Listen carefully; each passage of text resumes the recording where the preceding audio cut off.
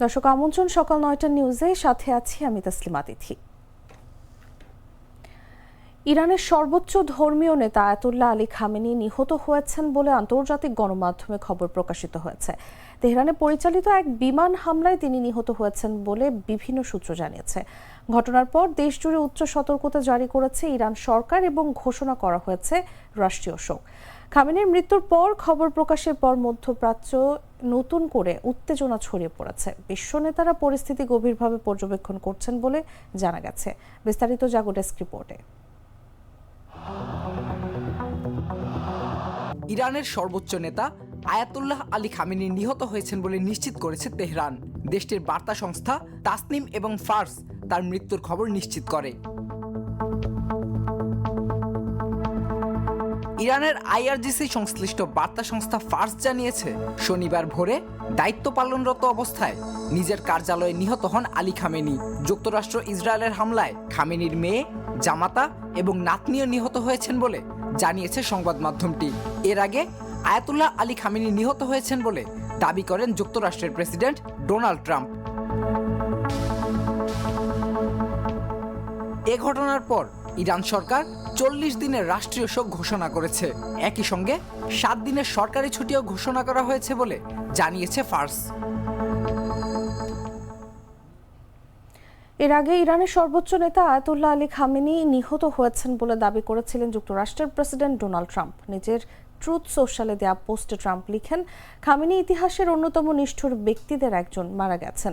Donald Trump তার পোস্টে বলেন, খামেনির মৃত্যু শুধু ইরানের জনগণের জন্য ন্যায় বিচার নয়, বরং সব মহান আমেরিকান এবং বিশ্বের বিভিন্ন দেশের সেই সব মানুষদের জন্য ন্যায় প্রতিষ্ঠা যারা তার নির্দেশে বা তার ঘনিষ্ঠদের কর্মকাণ্ডে নিহত বা পঙ্গু হয়েছেন। তিনি আরো বলেন, তিনি আমাদের গোয়েন্দা এবং অত্যন্ত উন্নত ট্র্যাকিং সিস্টেম থেকে বাঁচতে পারেননি। ইসরায়েলের সাথে মিলে আমরা এমন এক অভিযান চালিয়েছি যে খামেনি বা তার সাথে মারা যাওয়া অন্য নেতাদের আসলেই কিছু করার ছিল না। এটি ইরানের জনগণের জন্য নিজেদের দেশ পুনরুদ্ধারের একমাত্র শ্রেষ্ঠ সুযোগ বলেও পোস্টে মার্কিন প্রেসিডেন্ট উল্লেখ করেন।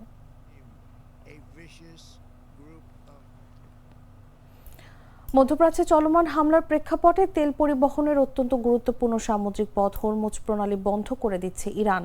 ইরানের ইসলামী রেভলিউশনারি গার্ড কোর বা আইআরজিসির সঙ্গে সংশ্লিষ্ট তাসনিম নিউজ এজেন্সি জানিয়েছে, কৌশলগত গুরুত্বের কথা চিন্তা করে ইরানের হরমুজ প্রণালী বন্ধ করে দেওয়া হচ্ছে।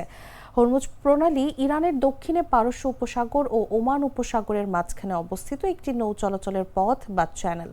আইআরজিসির পক্ষ থেকে জাহাজগুলোকে বার্তা পাঠানো হয়েছে যে কোনো ধরনের জাহাজকে নতুন করে প্রণালীটি দিয়ে চলাচলের অনুমতি দেওয়া হবে না। যুক্তরাজ্যের মেরিটাইম ট্রেড অপারেশন বা ইউকেএমটিও জানিয়েছে, তারাও একাধিক প্রতিবেদনের মাধ্যমে এই সতর্কবার্তার কথা জানতে পেরেছে। হরমুজ প্রণালী বিশ্বে অন্যতম গুরুত্বপূর্ণ সামুদ্রিক বাণিজ্য পথ এবং তেল পরিবহনের একটি গুরুত্বপূর্ণ টানেল। বিশ্বে উৎপাদিত তেল এবং গ্যাসের প্রায় 5 ভাগের 1 ভাগ এই প্রণালী দিয়েই পরিবহন করা হয়।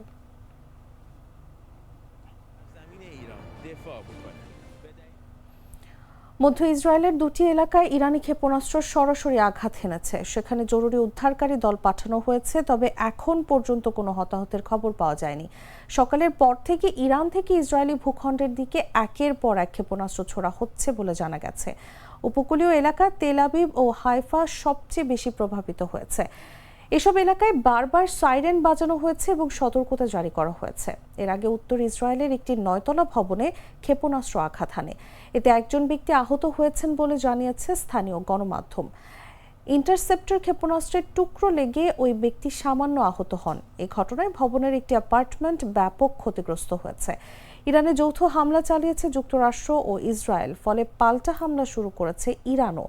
মধ্যপ্রাচ্য মার্কিন ঘাঁটিগুলোকে লক্ষ্যবস্তু করতে শুরু করেছে তেহরান।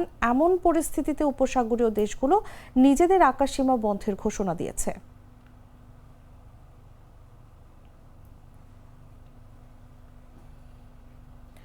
এদিকে ইরানে যুক্তরাষ্ট্র ইসরায়েলের পাল্টাপাল্টি হামলায় বন্ধ মধ্যপ্রাচ্যের আকাশসীমা। বাংলাদেশ থেকে মধ্যপ্রাচ্যগামী সব ফ্লাইট স্থগিত ঘোষণা করেছে সংশ্লিষ্ট এয়ারলাইন্সগুলো। এতে হাজারো যাত্রী আটকা পড়েছেন ঢাকার হযরত শাহজালাল আন্তর্জাতিক বিমানবন্দরে। অনিশ্চয়তায় অনেক যাত্রী ফিরে যাচ্ছেন বিমানবন্দর থেকে। আবার যাদের ফ্লাইট গভীর রাতে, তাদের বিমানবন্দরে যেতে নিষেধ করছে এয়ারলাইন্স কর্তৃপক্ষ। এই অচলাবস্থা কবে কাটবে তা নিয়ে মিলছে না স্পষ্ট কোনো তথ্য। শাহজালাল বিমানবন্দর সূত্র জানায়, প্রতিদিন এখান থেকে ১৫০ শতাধিক ফ্লাইট ওঠানামা করে। এর অধিকাংশের চলাচল মধ্যপ্রাচ্যের বিভিন্ন দেশের সঙ্গে।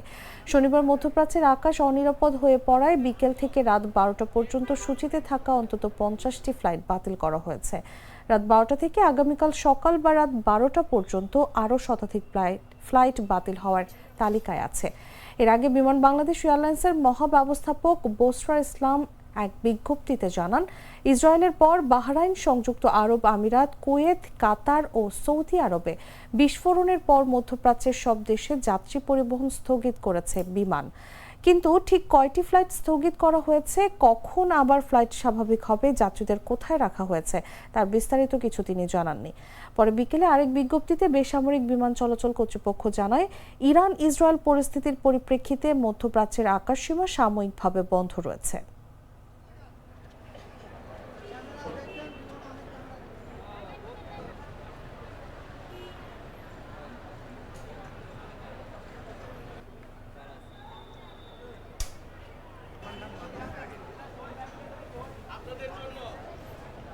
Mr. Noodle, amazing taste.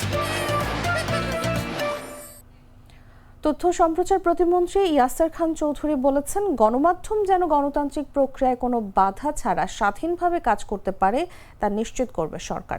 প্রধানমন্ত্রী তারেক রহমানের নির্দেশনা রয়েছে, গণমাধ্যম যেন অভাবে না থাকে এবং গণমাধ্যম যেন গণতান্ত্রিক প্রক্রিয়ায় নির্বিঘ্নে কোনো বাধা ছাড়া পূর্ণ স্বাধীনভাবে কাজ করতে পারে। আমরাও সেটা চাই। শনিবার সন্ধ্যায় ময়মনসিংহ প্রেস ক্লাব মিলনায়তনে সাংবাদিক ইউনিয়ন ময়মনসিংহ আয়োজিত সাংবাদিক কল্যাণ ট্রাস্টের উদ্যোগে সাংবাদিকদের সন্তানদের বৃত্তি প্রদান এবং ইফতার মাহফিল অনুষ্ঠানে তিনি এসব কথা বলেন। আমরাও সেটা চাই এবং আপনারা স্বাধীনভাবে যদি কাজ করতে পারেন, শুধু সংবাদ গণমাধ্যম শুধু নয়, বাংলাদেশের জন্য কিন্তু এটি একটি ভালো সুফল বয়ে আনবে। আমরা একটি যুদ্ধের মাধ্যমে বাংলাদেশের গণতন্ত্র পুনরুদ্ধার করতে পেরেছি এবং এখানে গণমাধ্যমের যেই গণমাধ্যম যেভাবে আমাদেরকে সহযোগিতা করেছেন গণতন্ত্র ফিরিয়ে আনার জন্য এবং গণমাধ্যমের যে অবদান, সেই অবদানটা যদি ভোলার তো নয়, এবং আপনাদের এই পরিশ্রম এবং আপনারা যদি সঠিক তথ্য এবং সঠিক খবর যদি আমাদের মাধ্যম জনগণের মাধ্যমে তুলে না ধরতেন, হয়তো এই গণতন্ত্র আমরা ফিরে নাও পেতে পারতাম। এই জন্য আমরা, আমার দল, আমার সরকারের পক্ষ থেকে আমি আপনাদেরকে আন্তরিক ধন্যবাদ জানাই, কৃতজ্ঞতা জানাই। নরসিংদীর মাধবদীতে দলবদ্ধ ধর্ষণের পর এক কিশোরীকে হত্যার ঘটনায় বিচারের দাবিতে বিক্ষোভ মিছিল ও প্রতিবাদ সমাবেশ করেছে ইসলামী বিশ্ববিদ্যালয়ের শিক্ষার্থীরা। তারা অনতিবিলম্বে ধর্ষকদের দৃষ্টান্তমূলক শাস্তির দাবি জানান। শুক্রবার দুপুরে বিশ্ববিদ্যালয়ের কেন্দ্রীয় মসজিদ প্রাঙ্গণ থেকে বিক্ষোভ শুরু হয়। মিছিলটি ক্যাম্পাসের বিভিন্ন সড়ক প্রদক্ষিণ শেষে প্রধান ফটকে গিয়ে প্রতিবাদ সমাবেশে মিলিত হয়। নরসিংদীর আমেনা বেগমের ঘটনায় 5 জনকে গ্রেফতার করা হয়েছে, কিন্তু মূল ধর্ষক এখনো ধরাছোঁয়ার বাইরে। আমরা এটাও দেখেছি, ধর্ষকরা কোনো রাজনৈতিক দলের প্রশ্রয় রয়েছে। কোন রাজনৈতিক দলের প্রশ্রয় রয়েছে আমরা জানতে চাই। সেই রাজনৈতিক দল তার বিরুদ্ধে কি ব্যবস্থা রয়েছে আমরা জানতে চাই। যদি ব্যবস্থা না নিয়ে থাকে, আমরা জিজ্ঞেস করতে চাই, তারা কি ধর্ষকদের পাহারাদার হিসেবে আবির্ভূত হয়েছে কিনা। যদি ধর্ষকদের পাহারাদার হিসেবে তারা আবির্ভূত হয়ে থাকে, তাহলে তাদেরকে জনগণ লাল কার্ড দেখাবে। একজন কিশোরী মেয়েকে প্রথমে 5-6 জন মিলে ধর্ষণ করার পরবর্তীতে সে বিচার চায়, তাকে আবারও ধর্ষণ করে হত্যা করা হয়েছে এবং এটা যারা করেছে তারা একটা দলের আস্থা আছে, সেই দলটি হলো বিএনপি নেতাকর্মীরা কিছু পার্টি নেতাকর্মী, কিছু পার্টি নেতাকর্মী যারা কখনো আওয়ামী লীগ করতো, এখনকার বিএনপি। সমাজ কল্যাণ এবং মহিলা ও শিশু বিষয়ক মন্ত্রী অধ্যাপক ডক্টর AZM জাহিদ হোসেন বলেছেন, সরকার প্রান্তিক কৃষকদের জন্য 10,000 টাকা পর্যন্ত কৃষি ঋণ মওকুফের সিদ্ধান্ত নিয়েছে। এই সিদ্ধান্তের ফলে প্রায় 1450 কোটি টাকা ঋণ মওকুফ হবে। এর সুফল পাবেন 12 লাখ প্রান্তিক কৃষক। শনিবার বিকেল 3টায় দিনাজপুর জেলার সব দপ্তর প্রধানের সঙ্গে মতবিনিময় সভা শেষে সাংবাদিকদের ব্রিফিংয়ে তিনি এসব কথা বলেন। আমাদের এখানে কৃষি প্রধান যেহেতু, কাজে মাঝে মাঝে একটু সারের দাম আপনার কম বেশি হয়ে যায়। সেটার জন্য আমরা সবাই মিলে আলোচনা করে ঠিক করেছি, যেহেতু কর প্রোডাকশনে আমাদের কন্ট্রিবিউশন নিয়ারলি 17 to 19%, কাজেই সারের ডিস্ট্রিবিউশনের সময় যাতে Dinajpur proper BCIC as well as BADC থেকে প্রপার গুরুত্ব পায়, সেই জন্য আমরা আমাদের দায়িত্ব ডেফিনেটলি পালন করব। হসপিটালগুলোতে তার হসপিটালের যে সার্ভিসটা যাতে ইমপ্রুভ করা যায়, সেই জন্য হসপিটালের সিভিল সার্জন বলেন, সুপারিনটেন্ডেন্ট বলেন, পরিচালক বলেন, প্রিন্সিপাল বলেন, তাদের সাথে আমাদের কথা হয়েছে এবং সেই অনুযায়ী আমাদের কি বলে যে সেইটা আমরা ইমপ্রুভ করার জন্য উইল ডু আওয়ার বেস্ট। আর সব প্রাণ কফি ক্যান্ডি, কররা কফি, কঠিন স্বাদে হাইকে বলো বাই। পবিত্র মাহে রমজান উপলক্ষে প্রায় 16,000 শিক্ষার্থীকে নিয়ে গণ ইফতার করেছে রাজশাহী বিশ্ববিদ্যালয় প্রশাসন। শিক্ষার্থীদের স্বতঃস্ফূর্ত অংশগ্রহণে আয়োজিত এই ইফতার মাহফিলে ছাত্র ও ছাত্রীদের জন্য পৃথক ব্যবস্থা রাখা হয়। শনিবার বিকেল 5টা থেকে শুরু হওয়া এই আয়োজনে ছাত্রীদের জন্য শহীদ মিনার চত্বর এবং ছাত্রদের জন্য বিশ্ববিদ্যালয়ের কেন্দ্রীয় মসজিদ প্রাঙ্গণ নির্ধারণ করা হয়। আসরের নামাজের পর থেকেই শিক্ষার্থীরা দলে দলে নির্ধারিত স্থানে জড়ো হতে থাকেন। কেউ বন্ধুদের সঙ্গে বসার জায়গা ঠিক করেছেন, কেউ ইফতার সামগ্রী সংগ্রহে ব্যস্ত। মসজিদ ও আশপাশের এলাকায় ছিল শান্ত। ধর্মীয় বিশ্ববিদ্যালয়ের জনসংযোগ দপ্তরের প্রশাসক অধ্যাপক ডক্টর আক্তার হোসেন মজুমদার জানান, শিক্ষার্থীদের মধ্যে ভ্রাতৃত্ববোধ জোরদার করা এবং রমজানের তাৎপর্য তুলে ধরতেই এই আয়োজন। আইডি কার্ড যাচাই করে শিক্ষার্থীদের প্রবেশ নিশ্চিত করা হয়েছে। সুশৃঙ্খলভাবে অংশগ্রহণ করে শিক্ষার্থীদের ধন্যবাদ জানাচ্ছি। সার্বিক ব্যবস্থাপনায় রাকসু ও হল সংসদের পাশাপাশি বিএনসিসি, স্কাউট ও কমিউনিটি পুলিশিং এর স্বেচ্ছাসেবকেরা সহযোগিতা করতে দেখা যায়।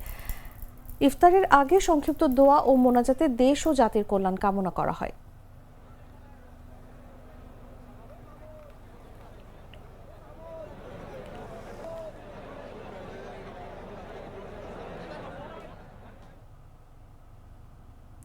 জানাবো খেলার খবর।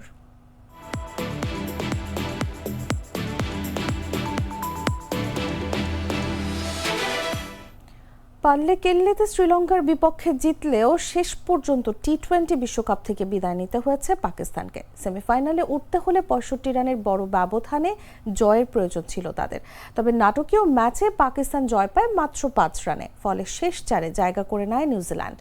বাঁচা মরার ম্যাচে দুর্দান্ত সূচনা এনে দেন দুই ওপেনার সাহিবজাদা ফারহান ও ফখর জামান। বিশ্বকাপ ইতিহাসের সর্বোচ্চ 177 রানের উদ্বোধনী জুটি গড়ে দলকে বড় সংগ্রহের ভিত এনে দেন তারা।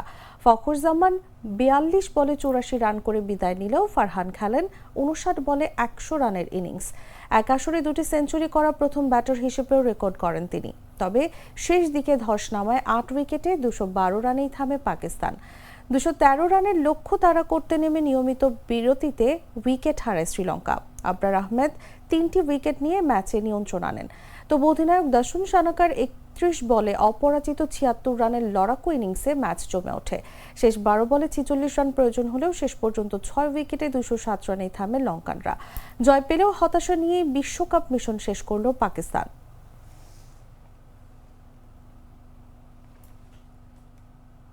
দর্শক, এই ছিল এখনকার মতো। এরপর দেখবেন বেলা 11টার সংবাদ। প্রতি মুহূর্তে সর্বশেষ খবর জানতে ভিজিট করুন jagunews24.com।